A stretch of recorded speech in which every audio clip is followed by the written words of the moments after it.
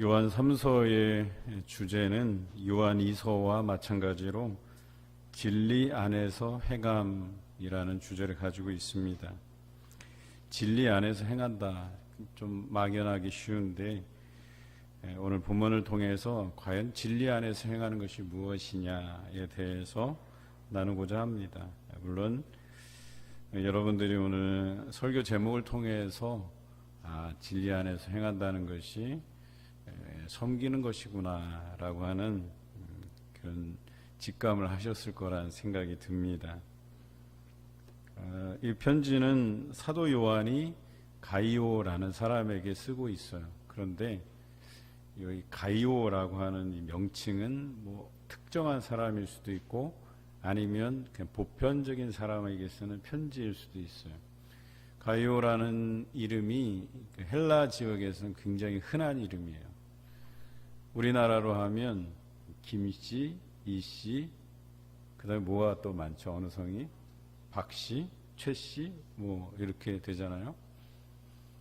제가 살던 안동에서는 돌을 던지면 권씨 아니면 김씨가 맞아요. 여기서는 돌을 던지면 대부분이 이씨가 맞아요. 그러니까 그 정도로 이 가이오라는 사람의 이름이 굉장히 보편적인 이름이에요. 그래서 여러 신학자들이 해석하기는 이 말씀은 사도 요한이 이제 보편적인 사람들에게 쓴 편지다 이렇게 보는 경우가 많습니다. 특히 교회 안에서 흔한 성씨를 가진 사람들에게 일반적으로 하는 말씀일 가능성이 높아요. 미국에서는 윌리엄스라는 표현을 많이 쓰죠. 이런 이름이 가장 흔한 이름이에요. 토마스 뭐 이런. 우리나라도 이 가이오라는 표현처럼 이제 우리 교회 공동체 안에서 여러 성씨 중에서 이제 흔한 성씨가 있는 또 지역마다 특색이 있잖아요. 그렇죠? 어느 지역에 가면 어느 성씨가 많고 또 어느 그 동네는요 대부분 한 70-80% 이상이 그 성씨를 가진 동네도 있어요. 그 안동의 하회 마을이 무슨 성씨를 가진 사람들이 모인 줄 아세요? 유씨 집안이죠. 그 유성룡의 후예들이 그 하회 마을에 몰려 살아요. 도산서원은 태계 이황 선생님의 후손들 이씨들이 이제 거기서 살고요. 아마 모르긴 해도 이 전주 지역에 이씨들이 많이 이렇게 모여 사는 동네가 저는 있으리라고 보거든요. 오늘 마찬가지로 가이오라는 이 사람은 교회 안에서 굉장히 보편적인 사람이에요. 그런데 이 사도 요한이 여러 형제를 통해서 이 가이오가 진리 안에서 행한다는 소식을 듣고 기쁜 마음으로 그에게 편지를 쓰고 있습니다. 사도 요한은 가이오를 통해서 진리 안에서 행한다 하는 것을 이 가이오라는 사람을 통해서 바로 이것이 진리 안에서 행하는 것이다 라고 하는 것을 드러내 보여주고 싶은 거예요. 이것이 어떤 특정한 사람일 수도 있고 아니면 우리 봉산교회처럼 우리 봉산교회 성도들이 진리 안에서 행한다. 특히 이 부분에서만큼 이들이 특별하게 노력하고 힘써 행한다라고 하는 것을 부각시켜서 그 주변에 있는 사람들이 그것을 담도록 바로 이것이 진리 안에서 행하는 거다라고 해서 보여주기 위해서 이 편지를 쓴 것입니다. 본문 5절에 진리 안에서 행한다는 그 이야기를 꺼내기 시작하는데 바로 이것입니다. 나그네에게 신실하게 행했다. 이거예요. 나그네에게 신실하게 행했다. 이것은 다른 것이 아니라 나그네를 사랑으로서 섬겼다. 잘 대해주었다. 이런 표현입니다. 그런데 나그네라는 표현을 우리가 잘 기억하셔야 돼요. 나그네는 머물러 사는 사람이 아니잖아요. 왔다 가는 사람이에요. 별 상관이 없는 사람이에요. 내가 그 사람을 푸대접을 하든 관심이 없든 뭐 크게 상관이 없을 만한 그런 사람이에요. 여러분 사실 동네에 좀 어렵고 이렇게 구걸하러 다니시는 분들이 덜어 있잖아요. 그래도 그런 사람들은 좀 형편이 나아요. 왜 그 동네에서 주로 계시니까 그나마 또 친근해요. 그런 분들은 자주 봬요. 자주 집에 찾아오고. 그래서 그런 사람은 그나마 친근한데 나그네라는 표현은 그것도 안 되는 거예요.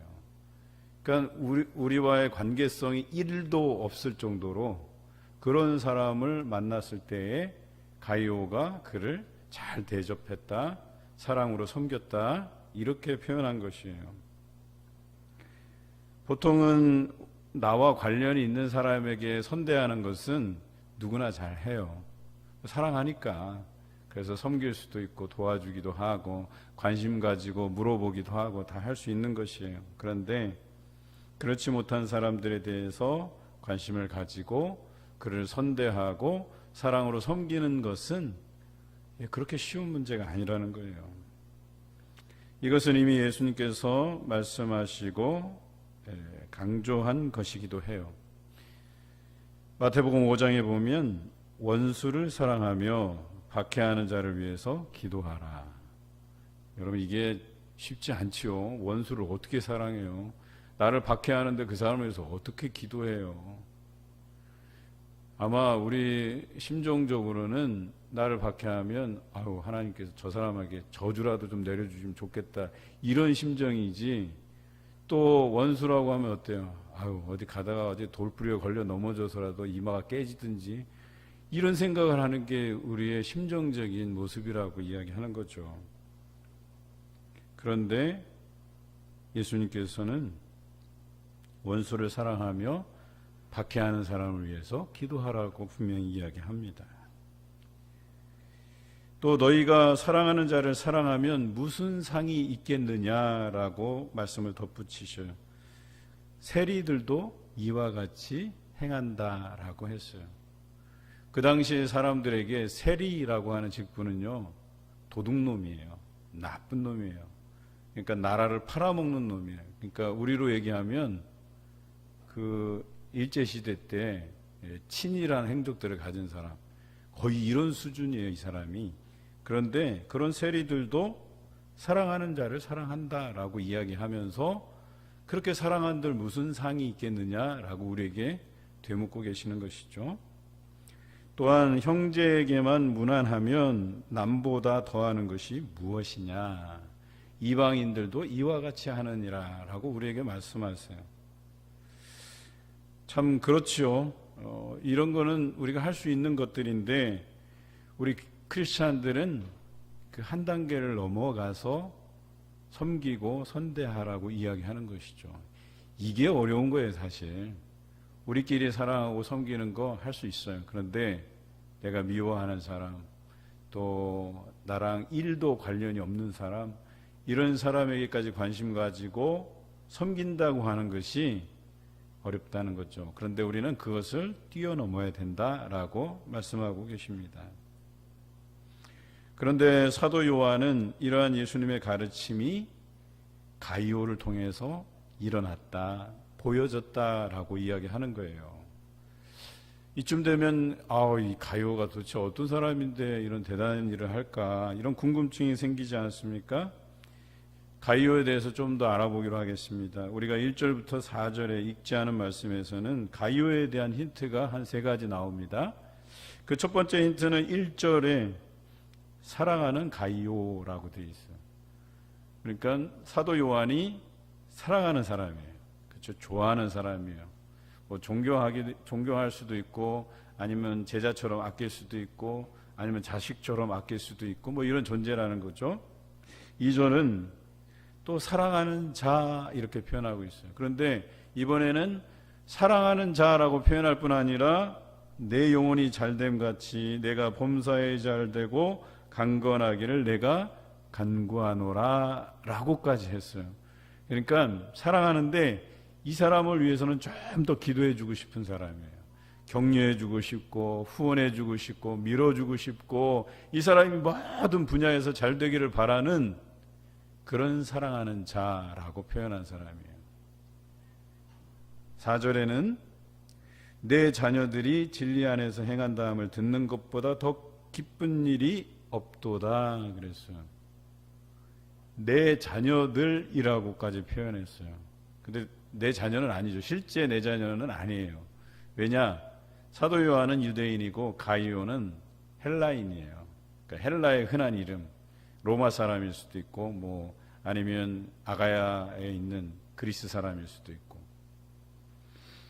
그렇기 때문에 가족 관계는 아닌데 여기 보면 내 자녀가 행하는 것처럼 그것을 기뻐했다라고 하는 것이에요. 이 끈끈한 유대 관계가 있는 사람이라고 하는 것이죠. 왜 그럴까요? 여러분, 사람이요 심리적으로 날 닮은 사람을 좋아해요. 아십니까 그거? 사람은 유유상종이라는 표현이 날 닮은 사람끼리 모이게 돼 있고 또 나랑 비슷한 사람끼리 모이게 돼 있고 또 날 닮은 사람을 좋아하고 사랑하게 돼 있어요. 그런데 오늘 성경에 보니까 사도 요한이 이 사람을 기쁘게 여겨요. 그리고 나그네를 선대할 만큼 진리 안에서 행하는 모습을 보인 사람이에요. 누구 영향을 받았을까요? 너무 어려운 질문을 드렸나 보다. 누구 영향을 받았을까요? 사도 요한. 사도 요한의 영향을 받은 사람이에요. 그러면 우리가 오전 예배로 한번 다시 넘어가 볼까요? 우리 오전 예배 때 사도 요한은 누구에게서 배웠을까요? 그 섬김을. 예수님에게서 배웠어요. 우리가 친히 알고 있잖아요. 예수님께서 제자들의 발을 잘 씻겨주셨어요. 너희도 이와 같이 하라고 말씀하셨어요. 하나님의 나라의 전파를 위해서 사랑하고 섬기라 했어요. 사도 요한은 그렇게 했어요. 그래서 사도 요한을 따르는 사람들이 이 요한복음을 썼고 요한 1, 2, 3서를 썼을 거예요. 편집했을 거예요. 그리고 사도 요한을 표현하기에 예수님의 사랑하는 제자라고 별명을 붙여준 거예요. 그러니까 좀 나쁜 의미로 하자면 예수님께 잘 보이려고 했을 것이고 좀 좋은 의미로 해석하자면 정말 예수님이 섬기셨던 모습처럼 사도 요한이 다른 사람을 잘 섬겼기 때문에 특별히 예수님의 사랑을 받은 제자였을 것이라고 우리가 추측할 수 있다는 얘기예요. 그리고 이 사도 요한의 섬김을 받은 사람이 가이오예요. 그리고 가이오는 자기가 받은 그 사랑만큼이나 그가 어쩌면 사도 요한을 통해서 변화됐을 거예요. 원래 유대인과 헬라인들은 차이점이 많아요. 그래서 좋아하기가 어려운 관계인데 하여튼가 그렇게 끈끈한 관계가 형성이 됐어요. 그래서 사도 요한이 가이오를 자식처럼 아꼈다는 거예요. 바울이 디모데를 자식처럼 아낀 것처럼. 똑같아요. 디모데도 바울에게서 그 목회를 전수받은 사람이거든요. 그리고 자식같이 여겨주고, 그래서 디모데가 어때요?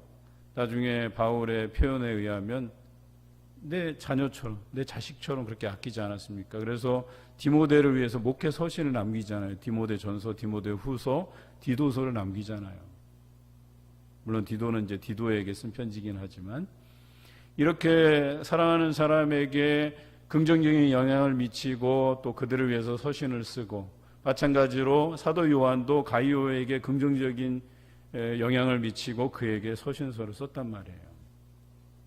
그리고 가이오는 그 사랑의 섬김을 통해서 자신도 변화되고 또 누군가를 나와 상관이 없는 그런 나그네조차도 사랑으로 대하고 선으로 대했다라고 하는 것이죠. 그래서 여기는 긍정적인 의미에서 담는 거예요. 좋은 점을 담는 거예요. 그렇다면 이 사도 요한이 이것을 쓴 목적이 무엇이냐? 이 가이오라는 사람을 내세워서 너희도 배우라는 거예요. 긍정적인 영향을 받으라는 거예요. 사실은 말씀을 듣고 그 말씀에 의해서 긍정적인 영향을 받는 것도 중요하긴 해요. 그런데 그럴 확률이, 비율이 이렇게 높지는 못해요. 우리가 일반적으로 교인들을 대상으로 해서 목회자가 설교를 통해서 교인들을 이렇게 바꾸고 뭔가 도전을 주고 하는 비율은 제가 누누이 얘기하지만 3%예요, 3%. 오늘 한 100명 가까이 왔다 치고, 여기서 그러면 오늘 설교를 듣고 변화하는 사람은 몇 명이냐? 3명. 잘하면 3명. 잘하면 3명이 오늘 말씀을 듣다가, 아, 그래야 되겠구나. 그런 마음을 품고 열심을 낸다. 그런데 그것도 나쁘지 않아요. 너무나도 소중해요. 3명이 또 3명을 섬기면 합이 6명이 되고, 6명이 또 섬기면 12명이 되고, 12명이 또 섬기면 24명이 되고, 그런 거거든요. 사랑은 전염시키는 거예요. 전달하는 거예요. 또 좋은 본보기로 영향을 끼치는 거예요. 오늘 가이오를 소개하는 이유가 거기에 있어요. 사도 요한이 예수님을 닮듯이 사도 요한에게서 가이오는 예수님의 모습을 발견한 거예요. 그리고 그것을 닮은 것이죠. 아마도 가이오가 나그네에게 사랑하고 선으로 대한 것은 사도 요한에게서 배운 바가 클 것입니다. 결과적으로 예수 그리스도에게서 배운 것이라 할 수 있는 것이죠. 그래서 말씀드렸던 것처럼 예수님의 그 섬김이 사도 요한에게, 또 사도 요한의 섬김이 가이오에게, 그리고 가이오뿐만 아니라 많은 사람들에게 이 초대교회에 전파됐을 가능성이 있어요. 예루살렘 교회도 그와 마찬가지죠. 그래서 예루살렘 교회도 예수님의 제자들을 중심으로 해서 그 사랑의 섬김이 전파됐을 것이고, 그래서 초대교회가 만들어지고, 그 초대교회 안에서 어떤 일이 일어났습니까? 서로 먹을 것을 나누고 교제하고 떡을 떼고 예배드리고 하나님을 찬양하고 나가서 전도하고 많은 사람에게 본이 되고, 그래서 그런 모습을 보고 사람들이 감동이 돼서 교회로 몰려오는 사람들이 많아졌다. 사도행전을 보더라도 군데 3,000명, 5,000명 수많은 사람들이 교회로 몰려왔다, 이렇게 표현하고 있어요. 그러니까요, 예수 그리스도께서 제자들의 발을 씻기신 그 사랑의 섬김, 낮아져서 섬겼던 것이 전파되고 전파돼서 교회에 큰 무리를 이루게 됐다라고 사도행전은 이야기하고 있는 것이죠. 오늘 요한 3서는 그 수많은 사랑의 섬김 중에 단편적인 사건 2가지, 그리고 부정적인 이야기 1가지를 다루고 있어요. 이제 가이오에 대해서는 이 정도 마무리하고요. 2번째는 가이오와는 정반대의 사람도 있었다는 거예요, 교회에. 누구냐면 디오드레베. 오늘 디오드레베라고 하는 사람은 이렇게 표현하고 있어요.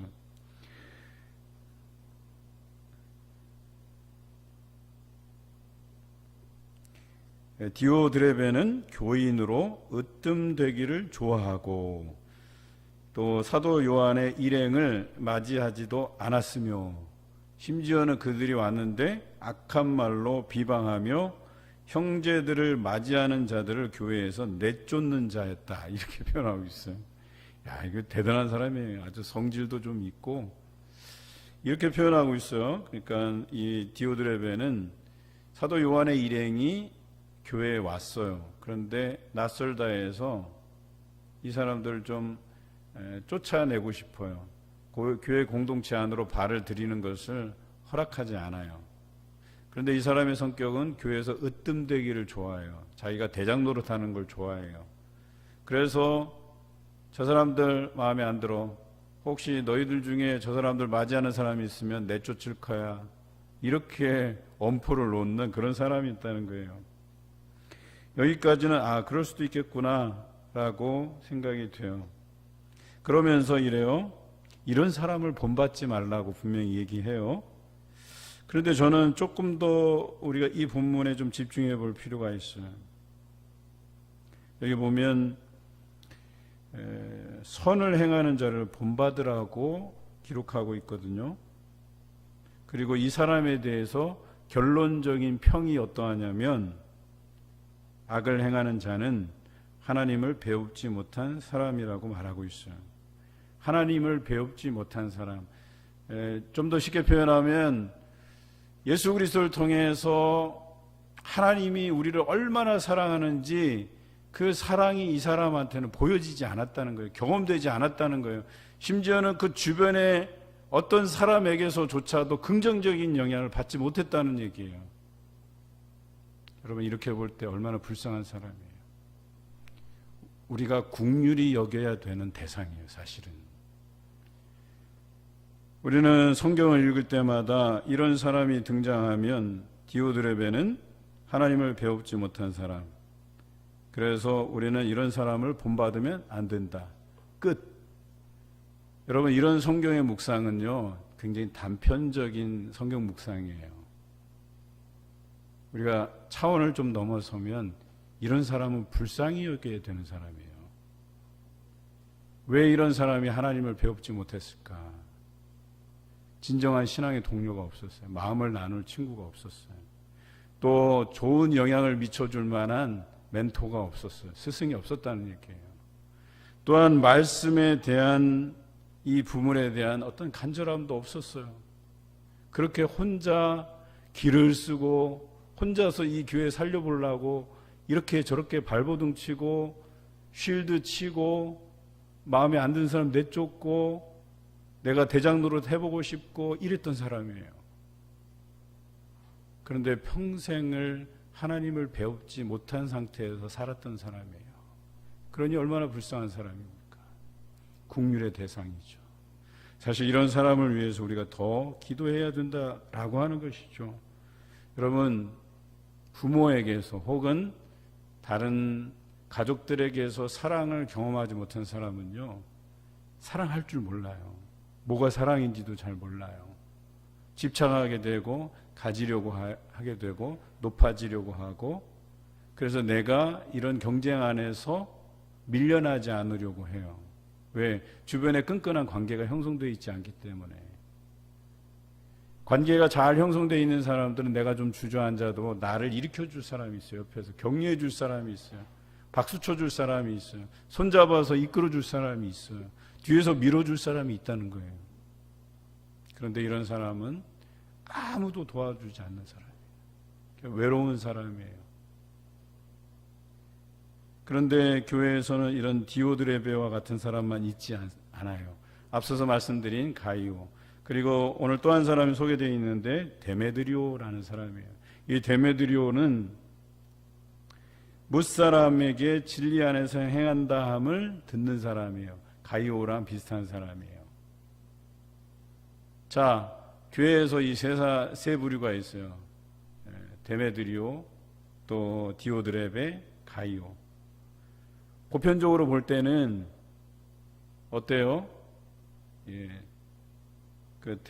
디오드레베 같은 사람은 독불 장군이 되는 거고요. 그 다음에 데메드리오하고 가이오 같은 사람들은 잘 어울려요. 우리가 흔하게 볼 수 있는 구조란 말이에요. 그렇죠? 그런데 이 구조로 계속 가다 보면 이 한 사람, 디오드레베 같은 사람은 그냥 독약 청청에 그냥 혼자 가는 거예요. 그냥 그러다가 많은 사람들에게 신망을 잃게 돼요. 신뢰를 잃게 돼요.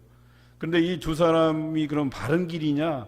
그렇지 않아요. 성경에는 이 두 사람이 바른 길이라고 이야기하지 않아요. 단편적으로 보면 이 사람들이 진리 안에서 행하는 것, 이것은 굉장히 좋고 긍정적인 이야기예요. 그런데 그 안에 디오드레베 같은 사람이 있다는 것을 감안해서 보면 이 세 사람이 물론 따로따로 신앙생활을 할 수도 있고 아니면 같은 공동체 안에서 있을 수도 있어요. 이 두 사람은 A라는 교회에, 또 디오드레베는 뭐 B라는 교회에 있을 수도 있어요. 그런데 한번 생각해 보세요. 이 세 사람이 한 교회에 있다고 생각하면 상황은 달라져요. 이 두 사람도 자유롭지 못해요. 디오드레베라고 하는 사람을 그냥 놔두었기 때문에. 성경에서는 마음을 합하라고 돼 있어요. 그러면 그 사람을 긍휼히 여기고 권면하고 또 설득하고, 그래서 하나님께서 원하시는 방향으로 같이 가게 해야 되는 거예요. 한 곳을 바라보게 해야 되는, 같은 마음을 품게 해야 되는 거예요. 고린도 교회에 분파 문제가 있었을 때 사도 바울이 그들에게 뭐라 그랬어요? 그리스도가 나뉘었느냐 이렇게 이야기했어요. 그리스도는 한 분이신데 왜 너희의 마음이 나뉘었느냐 이렇게 표현하고 있어요.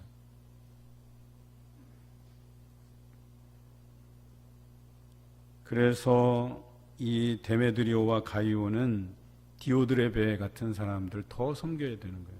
더 긍정적으로 이 사람이 변화되게 만들기 위해서 애써야 되는 거예요. 같은 마음을 품도록 조정해야 되는 거예요. 바로 이것이 오늘 우리 교회 안에 있는 현실, 대한민국 교회의 현실이라고도 말씀드리는 거예요. 자, 이쯤 되면 우리가 뭘 위해서 사랑하고 섬겨야 되는지 방향성은 이제 잡힌 것 같아요. 그러니까 우리가 어떤 사람을 섬기고 배려하고 때로는 권면하고 타이르고 설득해야 되는지 오늘 말씀을 통해서 충분히 나누었을 거라는 생각이 들어요. 우리가 교회에서 무엇을 행하느냐? 진리 안에서 행해야 되겠죠. 그런데 나 한 사람만 잘 된다고 해서 그것이 진리 안에서 행한다는 게 아니에요. 그래서 사도 요한은 가이오를 등장시켜서 또 그와 반대되는 디오드레베 또 가이오와 같은 데메드리오를 이 세 사람을 등장시켜서 이것이 우리의 교회의 보편적인 모습인데 왜 가이오에게 특별히 당부를 하고 이 사람을 진리 안에서 행한다 하는 것으로 이렇게 빗대어서 많은 사람에게 편지를 쓰고 있는가? 그렇게 닮아가라는 거죠. 좋은 영향을 미치라는 거죠. 그 안에 디오드레베 같은 사람이 없도록 만들자는 이야기였죠.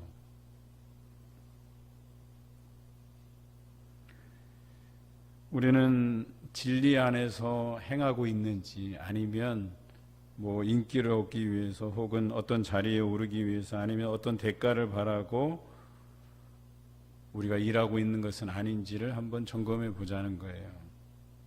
그런데 이런 일들은 하나님께 영광이 되지 못한다.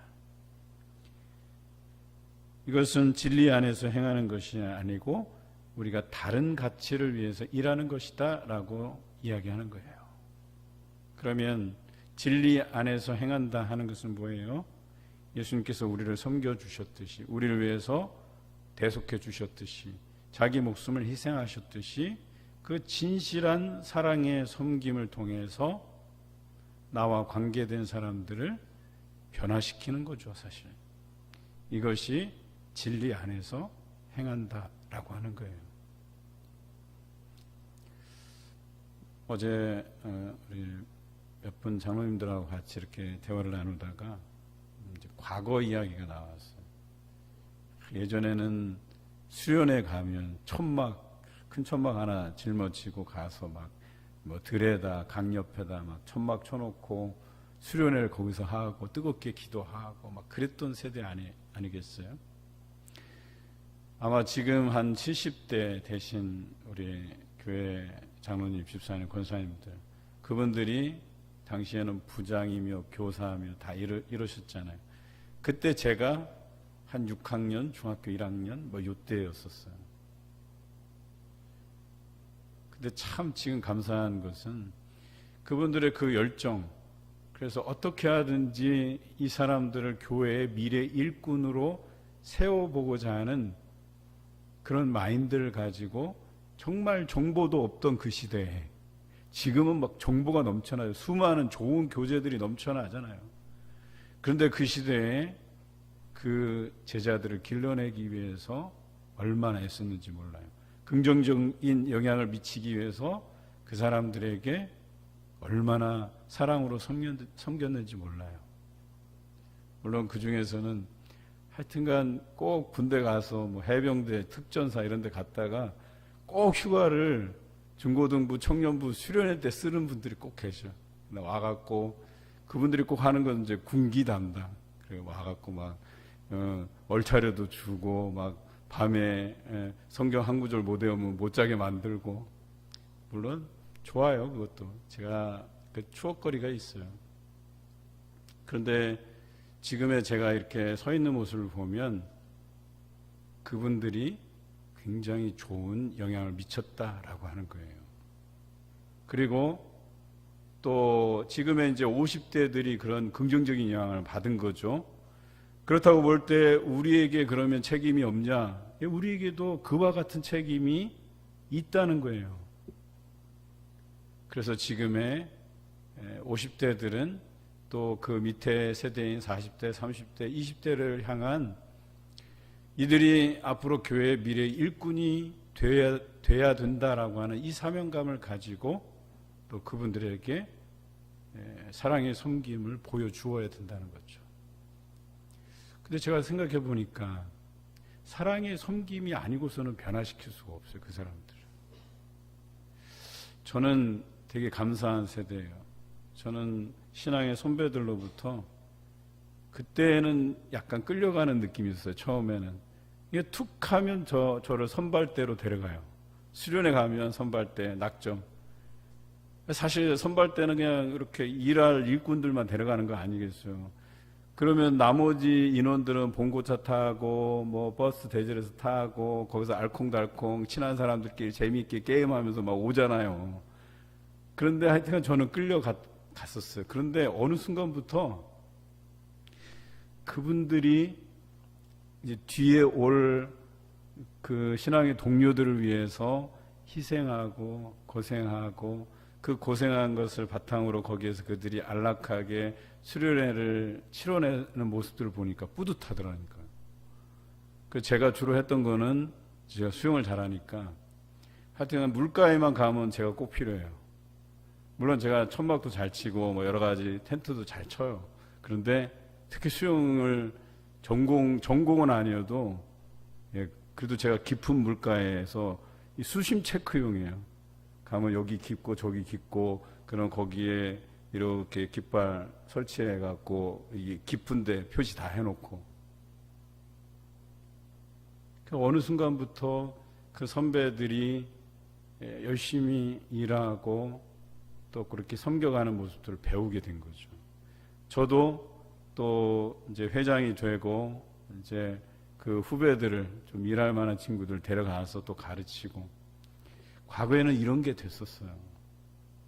저는 그래서 올드한 수련회도 굉장히 멋지고 괜찮겠다 하는 생각을 늘 해요.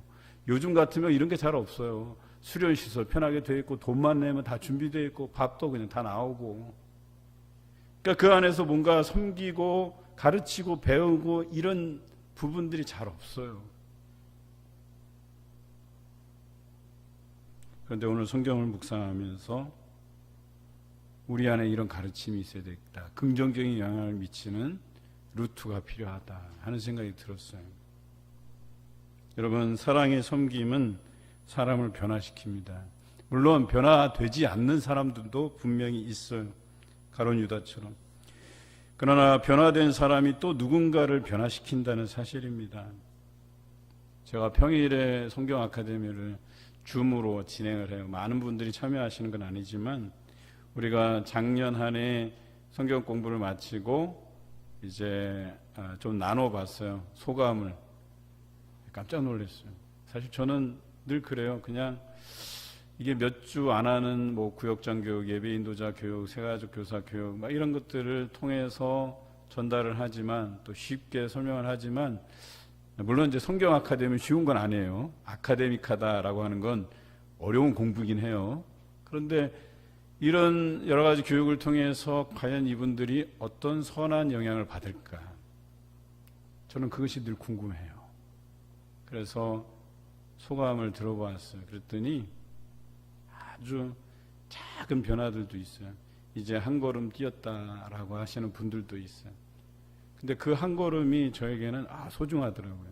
이제 뭔가 한 걸음 뛰어서 성장하는 방향으로 가고 계시는구나.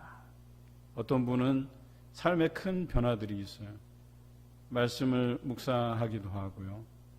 설교를 이렇게 적는데요. 사실 저는 설교를 적는다 하면 좀 부담스럽긴 해요. 왜냐하면 이런 분들이 꼼꼼하게 적어놓으면 제가 설교를 또 할 수가 없잖아요. 그 본문을. 물론 제가 본문을 이렇게 겹치지 않게 준비하려고 많이 애를 쓰긴 하지만 그렇게 했다는 거예요. 노트 필기를 하기 시작했고 또 큐티집을 갖다 놓고 성경을 읽어가면서 큐티 생활을 꾸준히 해가는 것을 이야기했어요. 얼마나 감사한지 모르겠어요. 저는 그런 작은 영향들이, 작은 변화들이 또 다른 사람에게 그 변화를 주도해 갈 것이라고 믿어요. 그런데 한번 생각해 보세요. 우리가 말씀을 듣고 기도하고 찬양하고 교육받고 또 어떤 모임이 있어서 모임 가운데 교제하고 봉사하고 헌신해 가고, 근데 여기에 우리가 어떤 선한 영향을 받을 만한 거리가 없다고 한다면, 그래서 그냥 한 주간 그 설교 한 편에 그냥 이 목을 메고 우리가 기다리고 있다라고 한다면 정말 아슬아슬해요. 그거라도 붙잡고 그냥 열심히 신앙생활을 하면 그것도 괜찮아요. 그런데 다양한 방면에서 우리가 성장할 수 있고 변화될 수 있는 그 동력을 얻을 수 있는 루트들이 여러분 각 곳에 열려져 있어야 되는 거예요. 나무가요, 겨우겨우 뿌리 하나 이렇게 내려가고 물이 조금 있는 데서 그 물 조금씩 빨아내가면서 생존하기가 얼마나 어려운데요. 그렇다면 이곳저곳 물이 있을 만한데, 수분이 있을 만한데 뿌리를 내려서 또 때를 따라 부어주는 어떤 비와 또 거기에 저장된 물들과 거기에서 양분들과 수분을 흡수해야지만 건강한 나무가 되듯이, 오늘 여러분 주변에 문어발처럼 그렇게 공급받을 수 있는 루트들을 개발해 놔야 된다는 거예요. 교육도 받고 기도도 하고 예배도 드리고 또 헌신도 하고 봉사할 길도 만들어 놓고, 또 구역과의 그 구역 만남을 통해서 교제를 통해서 여러 루트를 통해서 여러분들이 영양분을 공급받아야 된다라고 얘기하는 거죠. 그러면 사도 요한처럼 변하게 돼 있어요. 또 사도 요한을 통해서 가이오가 변화되게 돼 있어요. 또 가이오를 통해서 수많은 사람들이 변화되어 갈 거예요. 저는 우리 교회가 사도 요한 같은 사람, 가이오와 같은 사람, 또 가이오에게서 또 선한 영향을 받은 사람이 많이 생겨나기를 바랍니다. 올해도 작은 배움의 자리들이 있을 것입니다. 어떻게 하든 여러분들 그 배움의 자리에 서가시기 바랍니다. 여러분, 작은 섬김의 자리도 마련될 것입니다. 여러분, 그런 작은 섬김의 자리에 참여하시기 바랍니다. 예배뿐만 아니라 기도뿐만 아니라 봉사뿐만 아니라 교육, 선교, 이런 모든 분야에서 골고루 여러분 뿌리를 내리고 균형 있게 성장해 가시는 여러분 되시길 주님의 이름으로 기원합니다.